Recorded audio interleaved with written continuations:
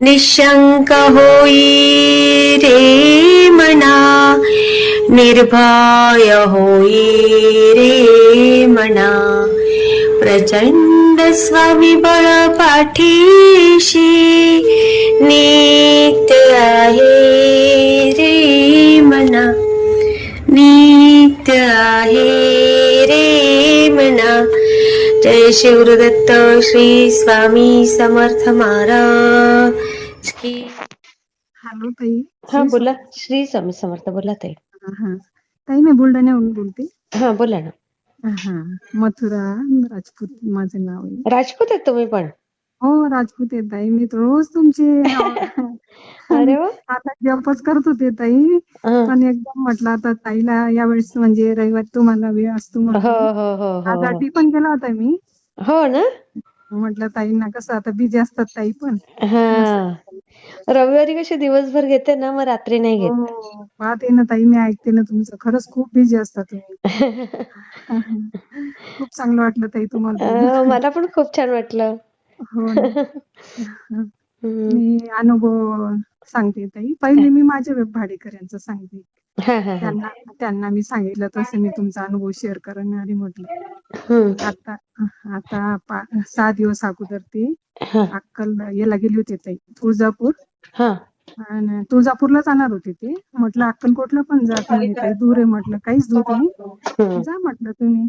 तर बरं म्हणे ठीक आहे. गाडी केली होती त्यांनी. आणि मग ते गेलेच नाही तिकडे. ते डायरेक्ट याला गेले, जेजुरीला. अरे बापरे. हा थेऊरहून तिकडे जाणार होते. तर थेऊरच्या अलीकडची गोष्ट आहे ती. थेऊरच्या अलीकडे त्यांनी रात्रीचे 12 वाजले होते. तर त्यांच्या गाडीचा ऍक्सिडेंट झाला. अरे बापरे. समोरून पेट्रोलचा ट्रक होता ते, टँकर. यांची गाडी, तर यांच्या गाडीत आमचे भाडेकरी भाऊ, ताई, त्यांचे मुलगा, मुलगी आणि सासू सासरी ताईची. आणि ते भाऊ आहेत ना, त्यांच्या आत्या बहिणीचा मुलगा, आत्या भावाचा मुलगा आणि मुलगी, सून. म्हणजे नेमकंच लग्न झालेली जोडी ती. तर मग ते रात्रीचे 12 वाजेचा टाइम येतो. तर ती गाडी त्यांची समोरून जेव्हा धडकत होती, तर त्या भाऊनं रोहन रोहन म्हटलं. तर त्या टँकरवाला होता समजा, गाडीवाला, पेट्रोलच्या गाडीवाला. त्याने साईड दिली बरं थोडी, समोरचं तोंड वळून घेतलं. पण यांची गाडी मधात धडकली त्या टँकरला. अरे मधात जाऊ. मग ते गाडी धडकल्याबरोबर तर ते टायर फुटले यांच्या गाडीचं. अरे समोरची गाडी, नवीच गाडी, 12 महिने पाणी झाली पूर्ण गाडी. पण काही झालंच काही नाही यांना. झालं काहीच नाही. एवढं डेंजर नाही झालं नाही काही. स्वामींची कृपा. खरंच ताई, स्वामींची कृपा. आणि ते टाकी फुटली त्याची, समोरच्या माणसाची. त्याच्यातून पेट्रोल गाळायला लागलं. स्फोट झाला असता ना मग काहीच नाही ताई. तर मग हे सगळे कोणी झोपेत होतं समजा. आता ते वयस्कर होते, ते झोपेत होते. मग समोर ते बसलेले होते, त्यांच्या तोंडातून शब्दच नव्हता निघत की आपण आता गेलो सगळे. आणि ताई निघताना आहे ना, मी काय म्हटलं, ही पुडी. मी पोळ्या करता करता मी भेटायला गेली त्यांना. म्हटलं तुम्ही आहे ना, ही पुडी राहू द्या म्हटले, स्वामींच्या म्हणजे अंगारा म्हणून, आणि पर्स मध्ये ठेवा म्हटले. त्या ताईंना म्हटलं. माझ्या मनात काय आलं काय माहित ताई, मी पोळ्या करता करता उठले आणि त्यांना बोलले. मी पहिले बोलून घेतलं मी जायचं तर. म्हटलं ड्रायव्हर कसं काय काय नाही. तर म्हणे गड्या ड्रायव्हर बदलला म्हणे आमचा, आणि हा चालवणार आहे म्हणे. तर म्हटलं हो का. तर माझ्या मनात काय माहित, ते ड्रायव्हर बदलल्यामुळे माझ्या असं म्हणजे काहीतरी असं आलं माझ्या. म्हटलं यांना अंगारात येऊ आपण. आणि त्यांचा किती विश्वास चांगलं आहे. केलं ताई तुम्ही. मग ते म्हणे, आम्ही म्हणत होतो म्हणे की ताईला काय वाटलं असेल की समजा आम्हाला अंगारा दिला म्हणून. हो ना, बोलले ना ते. हो तिथंच ताई, त्या गाडीवरच त्यांनी अंगाऱ्याची पुडी काढली लगेच.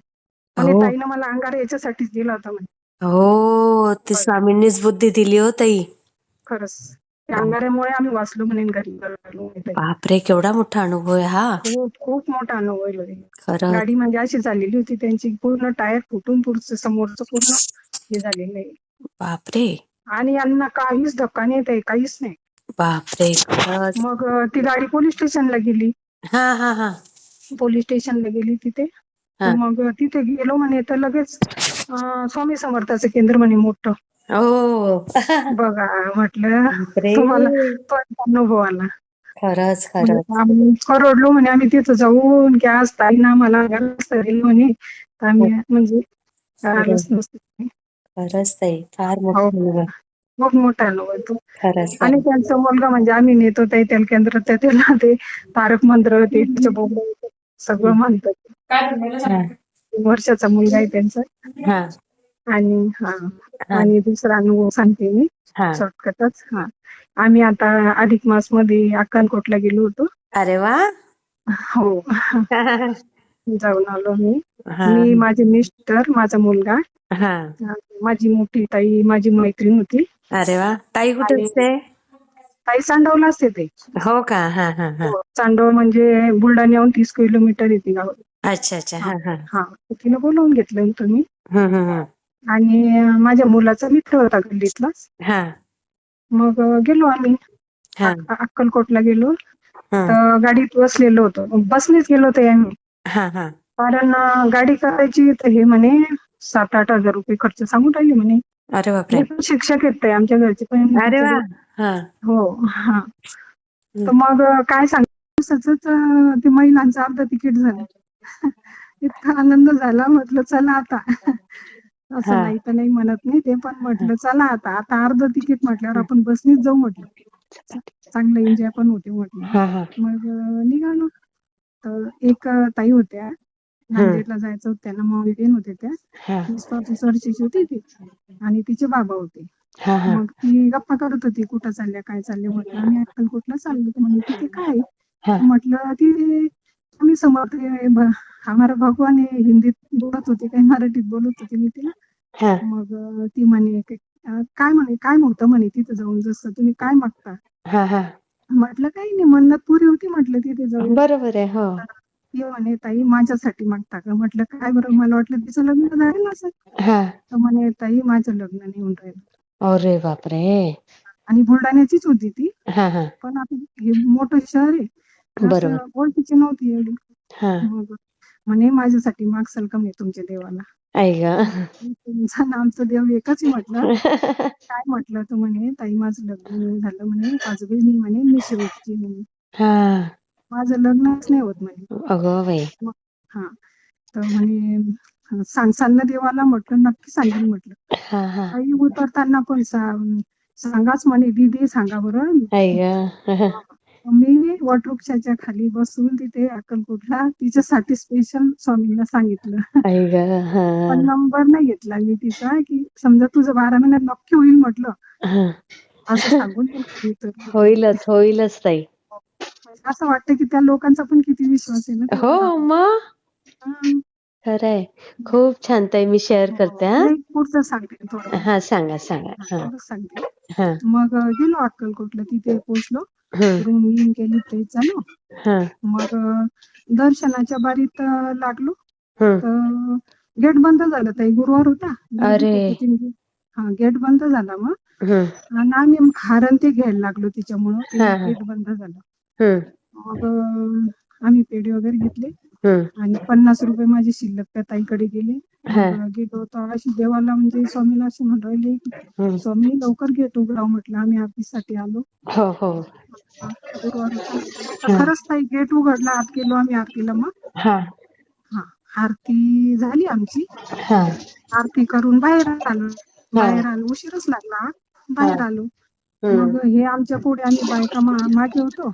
आणि आमचे सर मुलगा ते पुढे जाऊन पाहून आले. जेवण करायचे आम्हाला नक्षत्रमध्ये जायचं. तर ते म्हणे बापरे म्हणे खूप गर्दी बरं.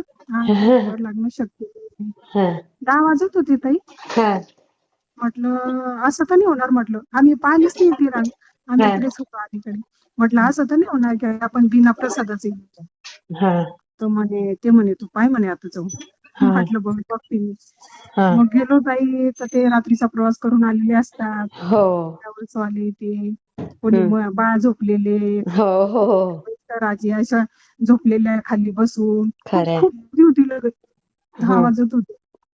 त्यांना पाहून आम्ही थंडगार झालो. म्हटलं बापरे, शक्यच नाही आपल्याला प्रसाद नाही करणं. तर ते म्हणे आपण आहे ना डोसा गिसा खाऊ देऊ म्हणे. आणि असं मनातून इतकी इच्छा की काय करणार आता एवढं जवळ. म्हटलं आपण बिना प्रसादात जाऊन राहिलो म्हटलं.